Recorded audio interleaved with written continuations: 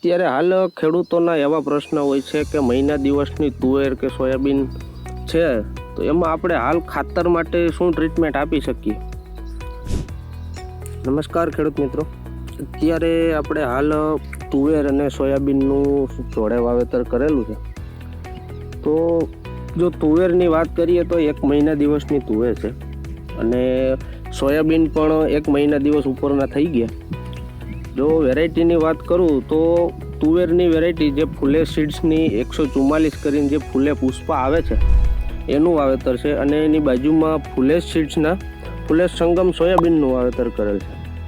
તો તમે જોઈ શકો 1 મહિના દિવસનો બંને ક્રોપ છે. પણ અત્યારે હાલ ખેડૂતોના એવા પ્રશ્ન હોય છે કે મહિના દિવસની તુવેર કે સોયાબીન છે તો એમાં આપણે હાલ ખાતર માટે શું ટ્રીટમેન્ટ આપી શકીએ.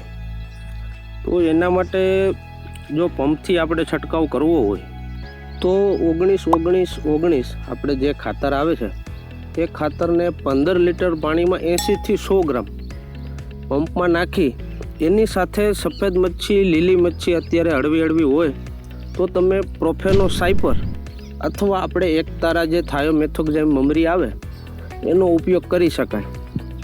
અને અત્યારે આમાં ઘણા ખેડૂતોનું કેવું એવું હોય છે કે અમારે ઉપરથી પંપથી છંટકાવ નથી કરવું અને પાળા તુવેરને ચડાવવા છે, તો એના માટે આપણે 20-20 અથવા 12-32-16 એ પણ તમે આપી અને પારા ચડાવી શકો, જેથી કરીને તમારી તુવેરની વૃદ્ધિ સારી એવી થાય.